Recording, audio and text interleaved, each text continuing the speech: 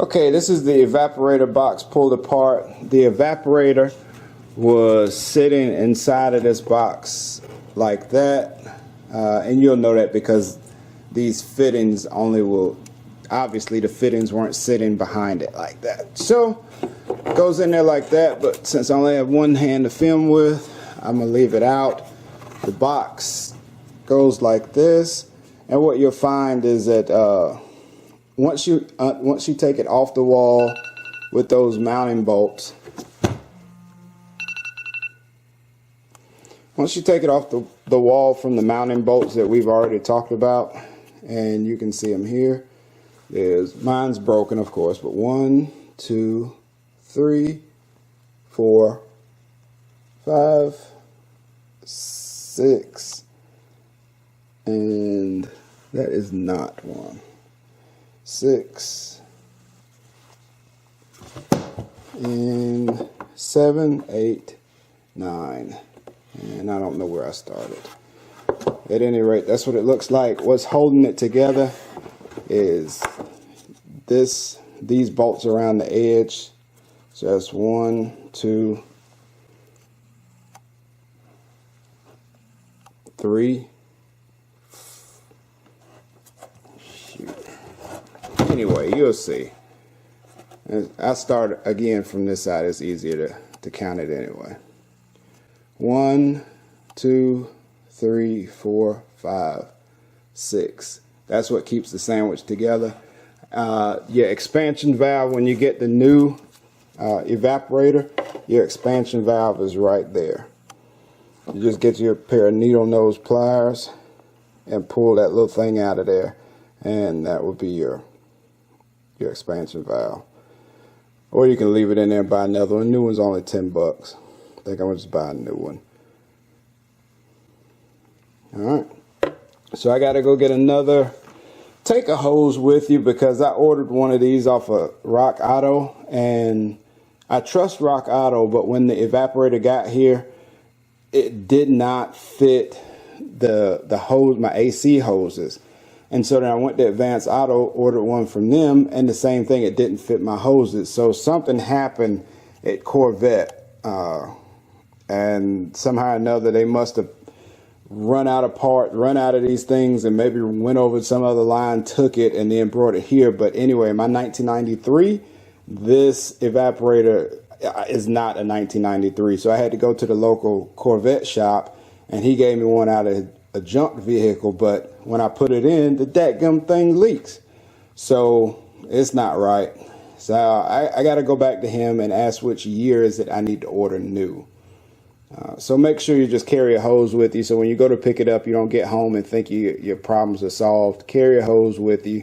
Try it on the new evaporator before you leave the store. I don't know that you could trust Rock Auto, not because of any inherent fault in Rock Auto, but because maybe this part you're going to have to carry it back for exchange. Alright, so I'll come back to this once I get the new one. Hey y'all, so I'm doing the sub-assembly for all of the coolant hoses. Remember I told you I'm putting I bought the package of all the coolant hoses for your Corvette. Comes in one package, like 200 some bucks, but I got all the hoses here. I've already swapped out, those are all the old ones here, and the new assemblies here still have the tags on it. But I wanted to show you something just so that you were aware if you try to do the same job, because I hadn't really considered it. The orientation of these old hoses, because you have to reuse this T and you have to reuse this T. This check valve comes with the new one. So that comes assembled. This hose and this hose come pre-assembled. So you throw away this old check valve here. Okay. But one of the things that I'm noticing now, well, I tried to keep track of it over there, and I have been keeping track of it, but I wanted to make sure y'all were aware of it too. Keep the orientation on all of this the same. So when I take this assembly apart and I put this one on here, let's see, that one goes there, and this one goes here. when I do all of that, I need to make sure that it's all of the hose clamps are facing the same way. So for example, on this one, when I put this one on, I need to have the hose clamp facing this way so that I can slide it back to where it needs to be. But also I can't have it say put over here, have it right here, and then set the hose clamp on the T, because then the hose would have to be bent over to where it should be. It'd have to be bent over there. So it needs to go onto the T like that, and then these two pieces need to be put so that they aren't spun this way. They have to be rotated in the same direction, on the same orientation on the T. So just make sure that I think when I get over, I'm going to go ahead and when I put it back on, I'm going to get it best I can. And when I get it on the car, inshallah, I'll have to loosen these hose clamps and spin it around until I get all the orientations right.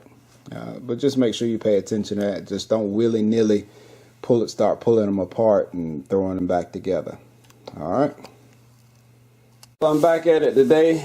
I'm trying to put the dipstick tube on, so I had to get this nut here and round off the edges of it with the Dremel tool.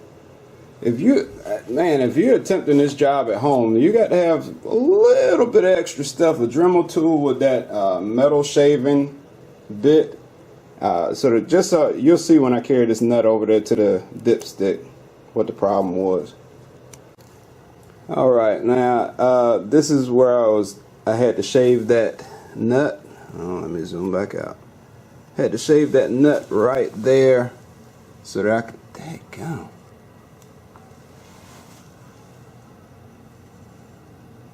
Right there so that I could sneak it past or beside the header. With that flange on it, it just kept hitting the side of the header. So without the flange, it fits in the header fine, or beside the header fine. I have the header installed, you can see. All the bolts are in and torqued down. My issue right now is this air tube is not lining up. Now this is the same problem I had with the header I bought from Stainless Works. That was the expensive one. They said they couldn't satisfy me, and they said the jig worked on their machine, and so if it didn't work on my car, then my car was wrong. Okay, so they gave me a refund. I ordered these new ones for 1/4 the price, and I get the same problem. That thing is leaning towards the valve cover instead of leaning away, so that air tube does not want to thread in. I think I'm going to go ahead and assemble. I'm not pulling those headers off again. I had to use hydraulic jack, a bottle jack, a pry bar, and all that stuff to put it on. So I think I'm going to leave that loose, leave that connection loose, and finish up this side, go start on the other side, and then once I crank it up, it's going to be loud and crappy, but carry it to the machine shop and let them come up with me an adapter to run that fitting up a little higher or something. They can figure it out, but I ain't pulling it off the car. You know what I mean? We're going to have to come up with some kind of other solution. Alright, so that's what's going on right now. Got the O2 sensor in. It's not pretty, but I tie wrapped the wire up to make sure that I broke the connector from the car. And so that wire, because the connector is broken, I had to zip tie a connection, a snap connection. And then I got some other pieces just holding it in place so that wire doesn't ever contact the header. It's not pretty, guys, but it gets it done. You know what I mean? So that's what's going on. Alright, y'all, so I went ahead and hooked up this air tube again in the back, and I had to take off the fuel rail so that I could get to it easier. So I bolted that back up. I'm about to put the fuel rail back on, and all it is you put the fuel rail on there and then put the fuel injectors in each one of the holes, and then you just press it down till it snaps in, and then you bolt it back up and plug in the fuel lines, and then I'll jump back to putting everything else back together. Just wanted to let you know what was going to happen there. Alright, so the first thing I did was just set the fuel rail into all of the holes. I did not press it in yet, but that's what I'm getting ready to do. I wonder, can I do that? Well, then the light won't be so bright, but maybe y'all can still see me do it. I think I can do this one-handed. Alright, make sure everything is out of the way so I can press it down. Yeah, it does look that way, so alright, I need two hands to push this down. Alright, so I pressed them all in as far as I could. I went and found my Ziploc bag that says fuel rail, and those are the bolts that do it, that do it. And like I said, I suggest y'all make them notes, because God knows I didn't think this job was going to take no 2 months, 3 months. But now here I am 3 months later trying to put it together. And if I didn't have all my Ziploc bags with all my parts and pieces in it that are labeled, I don't know if I'd be able to put it back together, because I wouldn't remember. So, alright. And a reminder, when you're running down each one of the bolts, you push it down first with your hand. Some of them are going to snap, some of them won't. Once they push in, you can feel them indent in there, and you go ahead and put the bolts in. You will have to look, just lean over the engine and look to where the holes line up with the fuel rail, and then you can just run it on down with your finger, run it down with your finger. And when you go ahead and torque it down, I think I just torqued these down to 20 foot-pounds. When you torque it down, then it'll seat where it's supposed to be finally. So if you don't feel a snap when you're pushing with your hands, don't worry when you torque these down. So long as you have them in the hole, then they'll go down to the right position. Then you just go back through and plug in all your fuel injectors. Okay? Alright. Alright, gang, starting on this side, I got the first one in. First I put the middle one in to hold it, because I'm working by myself. And then once I got the middle one in, I put in the last one. And then I put in the first one. And I set the gasket on it. Because the gasket is shaped so that it hangs on the first and last ones while you run in the other ones. Now I got to get all the next bolts here. Got two of these spacers. I got to figure out how I'm gonna get it to work. I also bought these last night. I used this on the other side. These washers here, or these nuts, they allow the header to slide right on. But you can torque it down while the head, and it's not gonna hit the header. You see it down in there? Let's see. Anyway, it slides right on past the header, better than a regular old nut and bolt, or a regular nut. So these are really nice. So I'm hoping to try to use this some kind of way to hold these brackets, my brackets down there for the AC and the compressor. I want to use those on the second and third bolts some kind of way. I got to figure that part out. But first I'm going to go ahead and put some run these other nuts and bolts in. And what do you call this stuff here? Got to put some of this on each nut, anti-seize, because otherwise you put these steel bolts into an aluminum head and you're going to have problems. It'll weld itself in. So you got to put anti-seize on all your bolts before you run them on in there. Alright, y'all, I ran into a couple of issues here.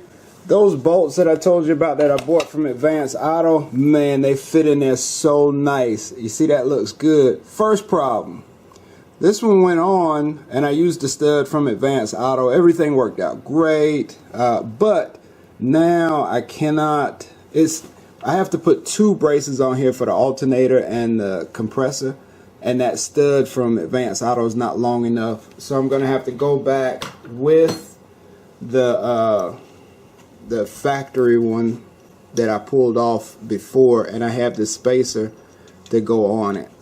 Okay, so that is, I'm gonna take this one back out and put this one on. One of the other problems is I'm looking at it, I haven't figured out how I'm gonna solve it, but I'm gonna keep on moving. Is when I can't get another nut on there. Well, I can get a nut on that one, I can work it, but this one I cannot get a nut on the end of that thing, man. For the next brace that I have, there's a third brace that goes right here that comes straight up to the back of the alternator, I believe, and I don't see that happening. I'm gonna keep moving. That bolt's gonna stay. That bolt and and nut's gonna stay, but I'm gonna exchange this one for the factory one. Also, I need to go to the store to get another offset wrench, because let me see, how can you see that? This stud, that bolt back there, the only way to reach it, I hit the wall beside it. So I need an offset wrench that I can torque. When my hand will be here and the wrench will be over there, so when I lift up, I'm turning it, but I don't hit the wall, because any of the standard one is just going to hit the wall. So those are the problems right now. On the other side, I got everything put together, but again, I'm leaving something. I'm gonna have to fix this some kind of way. I could not get this air tube to start because of the angle. It's machined wrong. You can see that bung should be angled out to catch that air tube. So I'm actually gonna carry it to a machine shop, see what they can fab up for me, to an adapter or something to put in there, or maybe we cut a section out of the tube and put the adapter there and then screw it. I don't know how the machinist is going to want to do it, but it's just no way I can do that. And I'm not pulling the valve cover off so that I can move that tube in place. I'm just gonna, we'll deal with that later. Also, this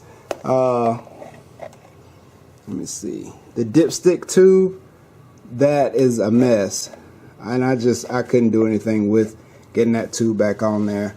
I'm gonna leave it because it's so tight. I don't think it's gonna vibrate off and make noise, rattle, and if it does, then we'll have to cross that bridge when we get there. So over here, this side is done except for the air tube and that dipstick tube. We're gonna call it a day, come back to the air tube once the car is all together, and I'll drive it to a machine shop to come up with a solution. Alright y'all, I had to move on from working on the driver's side because I need a new tool. I need a offset wrench to get at that last bolt. So I came back over here to this side, put on my spark plug looms. They go right above the header, front and rear. Can hardly see it, but it's in there. And so that's where I am now. I decided to put in the evaporator box. There's one stud that sticks out of the wall, so you put that one, you drop this down, the throttle, this is a throttle, something to do with the throttle, this box here on the side, but that thing you have to remove so that it gets past the windshield wiper, and then this thing slips back in. I fit the two hoses, heater hoses here through the holes, and then everything just lined up, and I started putting the nuts in. One, you can reach this one where your hand, the one that goes right here, my finger's on it, you can reach from the top right here with this inner fender out, and the other one you have to get from the bottom. So I'm gonna go ahead and start tightening these things up. This one on the bottom is right there, so I'm gonna tighten everything up, and hopefully that's gonna be that for that. Alright, well, I got the heater box on, got all the nuts torqued in, well, not torqued in, but tightened up. One there, there's one right there, there's one under it that I might be able to, no, there's one under it, and then one at the bottom, two at the bottom, one in the corner, and one in the middle at the bottom. Well, anyway, you'll see when you get under there, but all the stuff from, you got to get all the ones from the bottom, from under the car. This one right here up at the top on the side, you can get from, you can get that one from up here, but everything from that one down and under, you got to get under the car. And that's it. I got the spark plug wires in that freaking tie wrap. I got the spark plug wires in the loom. I don't know what's going to happen when it comes time. You're supposed to retorque these header bolts, but you can see, how in the world can I retorque this stuff in the back? Good gracious. I'm going to try to get them from the bottom when that time comes, but You got to retorque them, and I don't know about that. And don't worry about all these cables and wires. I was thinking, man, I don't know if I can remember where everything goes. But once you plug in a couple of things, the links tell you where it goes. I mean, this plug here goes down to the washer box because that's right here. It can't go anywhere else. There's nothing else for it to hook to. Remember, I disconnected this one and this relay here. This is your relay for your shift 1 to 4 when it locks you out from shifting. If you disconnect this, you won't get, the light will come on, but when it tries to engage it, it won't engage because the relay isn't plugged in. But that's the relay for the shift 1 to 4. You just unplug it and you don't have that anymore. So these are the two relays that mount to the wall, to the inner fender. And everything else is everything else. The throttle, this is a throttle something box. That plugs over there, mounts to the side. Got to put the hoses on next and put them hose clamps. This bracket might be in the way. I might have to take that back off. I just left it loose right now. So I got to put those on. Take this off so I can put I just had that securing the bolt so I wouldn't lose it. So anyway, I'll let y'all see what comes up next. Start putting this thing all back together. MashaAllah. Okay. I got to go to the store and get a special tool to finish up the other side.